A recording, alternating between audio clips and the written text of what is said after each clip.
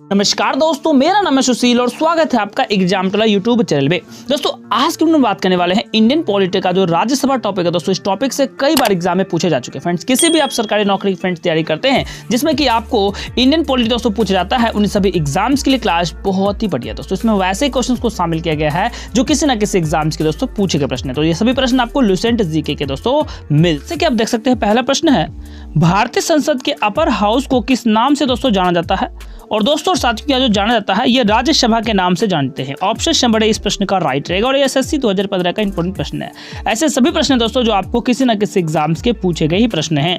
Number 2 है, राज्यसभा को अस्थायी सदन दोस्तों कहते हैं क्यों? दोस्तों इसलिए कहा जाता है क्योंकि इसे विघटित दोस्तों नहीं किया जा सकता है। ऑप्शन नंबर बी इस प्रश्न का दोस्तों सही आंसर रहेगा और देख सकते हैं ये भी प्रश्न दोस्तों पूछा गया प्रश्न है।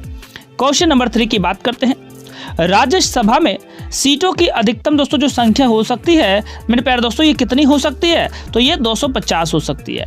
वर्तमान समय में दोस्तों राज्यसभा में सदस्यों की प्रभावी जो संख्या होती है फ्रेंड्स ये कितनी है? ये दोस्तों तो सही आंसर रहेगा 245 is right answer. Next question है, राज्यसभा के लिए राष्ट्रपति के द्वारा दोस्तों कितने सदस्य नामित किए जा सकते हैं? जी हाँ दोस्तों, तो यह जो है 12 सदस्य को नामित किया जा सकता है। और आप जितने फ्रेंड्स अपडेट हैं आप देख लीजिएगा, एसएससी 2013 का है, ये एसएससी 2015 का है। सभी प्रश्न दोस्तों इंपॉर्टेंट प्रश्न भी है। राज्यसभा में प्रतिनिधित्व दोस्तों जो होता है ये किसका होता है मेरे प्यारे दोस्तों? तो ये होता है उपयुक्त दोनों यानी कि राज्यों का और संघ शासित क्षेत्रों का। तो ऑप्शन नंबर सी इस प्रश्न का दोस्तों सही आंसर आएगा। बात करते हैं क्वेश्चन नंबर 7 की, जो कि फ्रेंड्स मोस्ट इंपोर्टेंट प्रश्न भी है।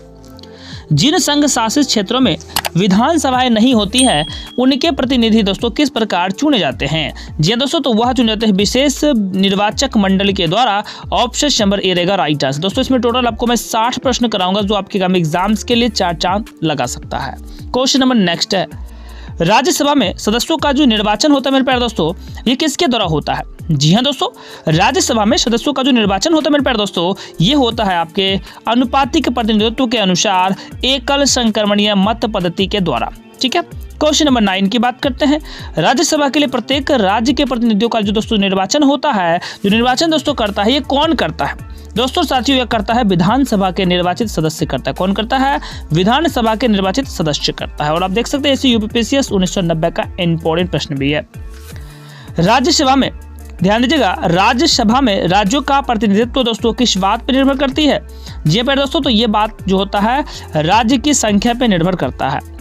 राज्यसभा में किस राज्य की प्रतिनिधियों की संख्या दोस्तों सर्वाधिक है यानी कि सबसे ज्यादा है? दोस्तों वह है Uttar Pradesh. Option number D right answer.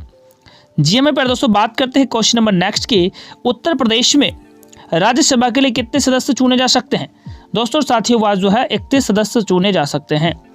निम्नलिखित राज्यों के युग्म में से किसको राज्यसभा में सामान्य प्रतिनिधित्व दोस्तों मिला है? दोस्तों साथियों यह मिला है किसको? तो आप ध्यान से देखिएगा, नंबर 13 का सही आंसर रहेगा उपयुक्त सभी यानी कि आंध्र प्रदेश, मध्य प्रदेश, बिहार, पश्चिम बंगाल, उड़ीसा, राजस्थान सभी। तो option number D is right answer.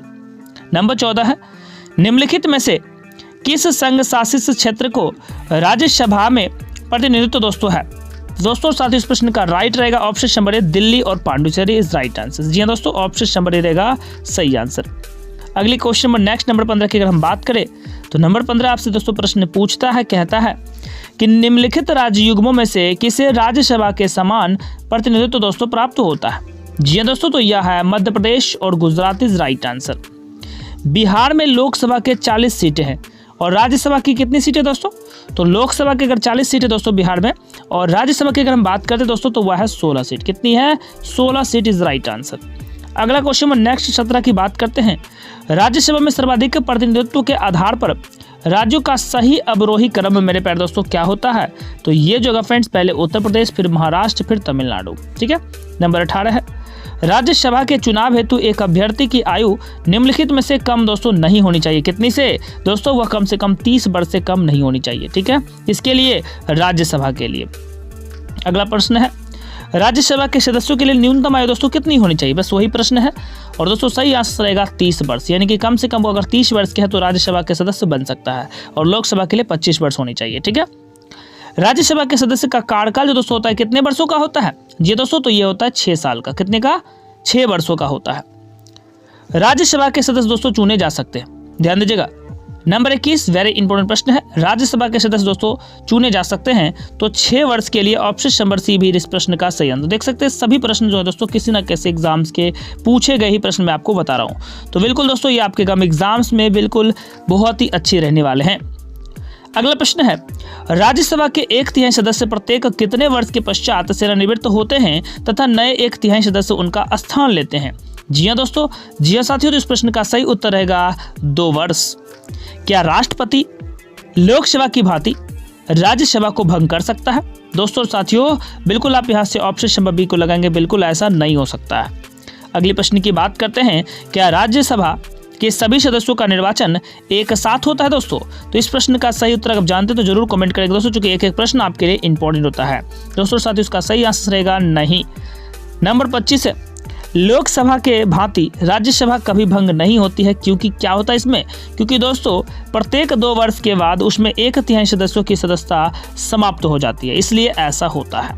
ठीक है जी दोस्तों, बात करते हैं क्वेश्चन नंबर 26 की, और भी इंपॉर्टेंट है फ्रेंड्स, और भी बेहतरीन है। जितने भी क्वेश्चंस हैं, जितने ही प्रश्न हैं, आपके सभी आगामी एग्जाम्स के लिए बहुत ही इंपॉर्टेंट है।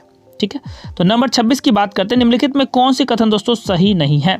जी हाँ दोस्तों, तो इसमें जो कथन है वो ऑप्शन नंबर सी सही नहीं है, क्योंकि राज्यसभा के 2/3 सदस्य प्रत्येक दूसरे वर्ष में समाप्ति पर पदयुक्त हो जाते हैं। ठीक है ना, तो बात करते हैं फ्रेंड्स नंबर 27 की। थोड़ी क्वेश्चंस बड़ी है, बट फ्रेंड्स पॉलिटी के क्वेश्चंस आपको हायर एग्जाम में ऐसे पूछे जाते हैं। निम्नलिखित में कौन से कथन दोस्तों सही है? जी हाँ दोस्तों, तो इसमें से जो है लोकसभा और राज्यसभा में एक बात में अंतर है कि लोकसभा का निर्वाचन कोई भी प्रत्याशी भारत के किसी भी राज्य से लड़ सकता है, परंतु राज्यसभा की प्रत्याशी समानता वही होनी चाहिए जहां से वह प्रत्याशी बन रहे हैं। ठीक है ना। अगला क्वेश्चन की बात करते हैं दोस्तों नंबर 28 की, जो कि बिल्कुल आसान है और दोस्तों ये प्रश्न आपको पिछले एग्जाम में पूछे भी गया है। लोकसभा और राज्यसभा की गणमूर्ति यानी कि कोरम की दोस्तों जो संख्या होती है कितनी होती है दोस्तों? साथियों ये होता है कुल सदस्य का 1/10। राज्यसभा में गणमूर्ति यानी कि कोरम के लिए दोस्तों निर्धारित जो संख्या है, ये संख्या कितनी है? जी हाँ दोस्तों, तो यह जो संख्या होती है ये टोटल 25 होती है, 25 होती है।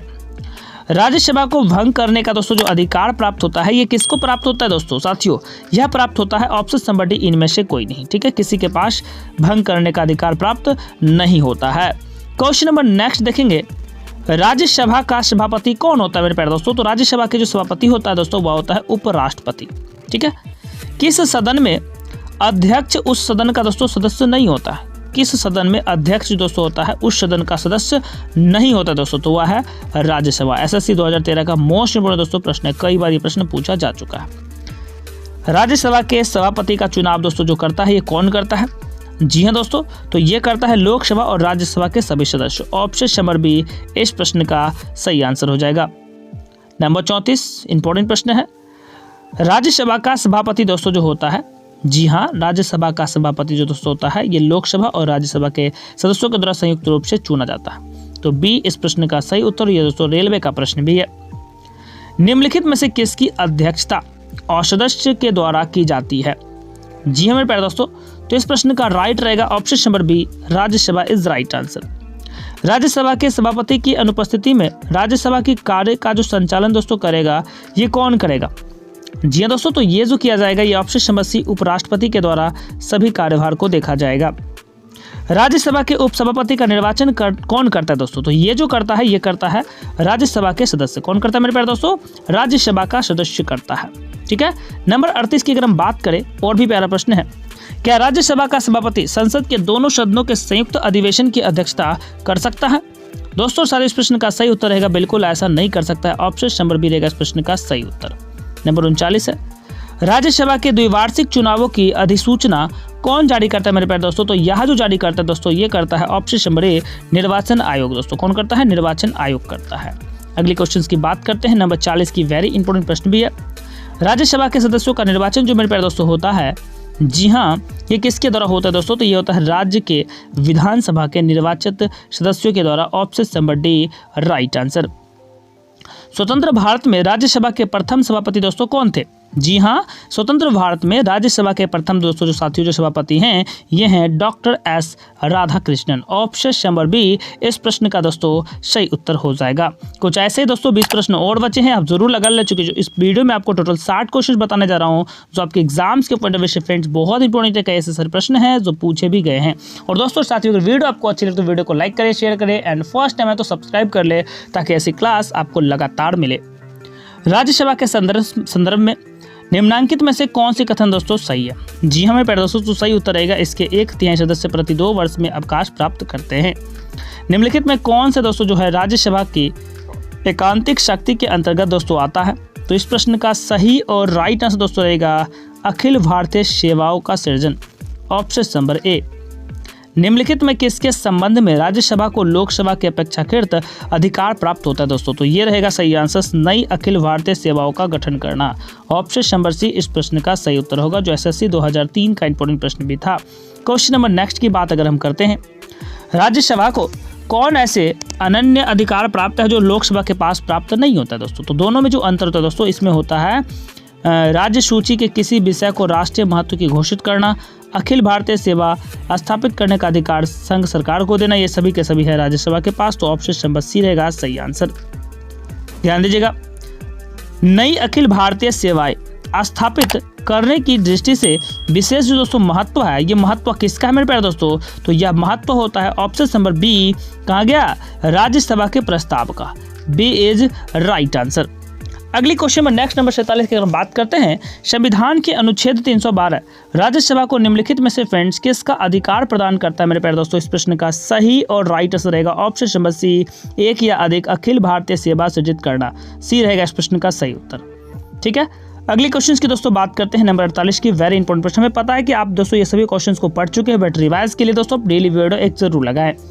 केंद्रीय संसद राष्ट्रीय हित में राज्य सूची के विषयों पर कानून बना सकती है यदि, जी हाँ दोस्तों, यदि राज्यसभा उपस्थित सदस्यों के 2/3 विशेष बहुमत से एक प्रस्ताव पारित करता है तो।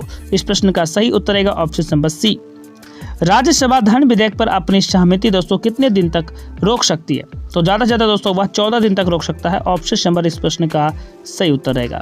और CAPF 2015 का ये इंपॉर्टेंट प्रश्न भी था। अगर आप बात करते हैं नंबर 50 का, और ये कहता है आपसे, पूछता है आपसे, लोकसभा के द्वारा पारित धन विधेयक राज्यसभा के द्वारा भी पारित मान लिया जाता है यदि उच्च सदन उस पर किसी समय सीमा का कार्य संपादन ना कर सके तो। दोस्तों इस प्रश्न का सही उत्तर रहेगा बस 14 दिन। ठीक है, अगला प्रश्न है कि राज्यसभा के द्वारा लोकसभा को धन विधेयक कितने समय में लौटा दिए जाने चाहिए? कई बार दोस्तों ये प्रश्न आपको एग्जाम में देखने को मिला है, बार बार ये प्रश्न आपसे पूछा जाता है। इस प्रश्न का सही उत्तर रहेगा option number C, only one दोस्तों कितनी? 14 डेज। हाँ जी, 14 दिन। ठीक है, अगली क्वेश्चन की दोस्तों हम बात करते हैं नंबर 52 का, जो कि वेरी इंपॉर्टेंट प्रश्न भी है। और यह प्रश्न, राज्यसभा को कौन भंग कर सकता है, यानी कि भंग करने में दोस्तों सक्षम जो है ये कौन है? जी हाँ दोस्तों, तो ऑप्शन नंबर डी उपयुक्त में से कोई, न राष्ट्रपति कर सकते हैं, न संसद का संयुक्त सत्र कर सकता है, न अध्यक्ष जो है राज्यसभा के कर सकते हैं। तो उपयुक्त में से कोई नहीं, आप बिल्कुल सही किया है। नेक्स्ट क्वेश्चन है, निम्नलिखित में से किस परिस्थिति के अंतर्गत राज्यसभा को भंग किया दोस्तों जा सकता है? तो मेरे प्यारे दोस्तों सही उत्तर रहेगा ऑप्शन नंबर डी, इनमें से कोई नहीं। डी रहेगा इस प्रश्न का सही उत्तर। अगली प्रश्न है, राज्यसभा एक अस्थायी सदन होने के कारण दोस्तों इसके जो सेवानिवृत्त होते हैं क्या होते हैं दोस्तों? ये होते हैं 1/3 सदस्य प्रति 2 वर्ष सेवानिवृत्त होते हैं। एक ही क्वेश्चन को कई बार पूछा जा चुका है। अगला प्रश्न है, राज्यसभा के सदस्यों को नामित करने का अधिकार निम्नलिखित में से फ्रेंड्स किसको है? तो नंबर 55 का जो आप आंसर लगा रहे हैं दोस्तों वो सही है, राइट है। ऑप्शन नंबर ए, राष्ट्रपति रहेगा सही आंसर। राष्ट्रपति के द्वारा राज्यसभा के लिए कला, साहित्य, विज्ञान आदि क्षेत्र में 12 सदस्यों को मनोनीत करने का व्यवस्था भारतीय संविधान के किस अनुच्छेद के अंतर्गत आता है? मेरे प्यारे दोस्तों यह जो आता है ये अनुच्छेद 80 के तहत होता है। किसके तहत? अनुच्छेद 80 के तहत। निम्नलिखित में किसमें राज्यसभा की कोई भूमिका नहीं होती दोस्तों? किसमें जो होती है राज्यसभा की कोई भूमिका दोस्तों नहीं होती है? यह अध्यक्ष के निर्वाचन में राज्यसभा की कोई भूमिका प्रेजेंट नहीं होता है। अच्छा मेरे प्यारे दोस्तों, ये जो राज्यसभा है ये क्या कर सकती है? और RRB 2005 का बिल्कुल आसान प्रश्न है दोस्तों। तो राज्यसभा जो है भंग नहीं हो सकती। आसान भाषा में कहा जाए तो राज्यसभा भंग नहीं हो सकती है, क्योंकि राज्यसभा एक क्या है? क्योंकि राज्यसभा एक दोस्तों जो है ये एक अस्थायी सदन है। ठीक है, इस प्रश्न का भी आंसर है, इस प्रश्न का भी आंसर है, तो आप इसको याद रखिएगा, चूंकि राज्यसभा एक अस्थायी सदस्य है। तो दोस्तों साथियों इस प्रश्न का सही उत्तर बताएंगे कि धन विधेयक पारित करने के लिए राज्यसभा को कितना समय दिया जाता है दोस्तों? तो बिल्कुल अभी जस्ट आपने लगाया भी था 14 दिन का। राज्यसभा सामान्य विधेयक को अधिकतम कितनी अवधि के लिए दोस्तों रोक सकती है? तो बिल्कुल आपको पता है दोस्तों, और आपने इससे पहले भी आंसर ज़्यादा से ज़्यादा डेट बढ़ा के 6 महीना तक रोक सकता है। और इस प्रश्न का हमें इंतजार रहेगा आपका। प्रथम किस फिल्म अभिनेता को राज्यसभा का सदस्य मनोनीत किया गया था? वह अभिनेता कौन था जो दोस्तों राज्यसभा का सदस्य चुना गया था? वह था दिलीप कुमार, गुरुदत्त, सुनील दत्त या पृथ्वीराज कपूर। इस प्रश्न का सही और राइट आंसर दोस्तों आप जरूर बताइएगा, क्योंकि हमें आपके रिस्पॉन्स का, हमें आपके कमेंट का इंतजार रहेगा।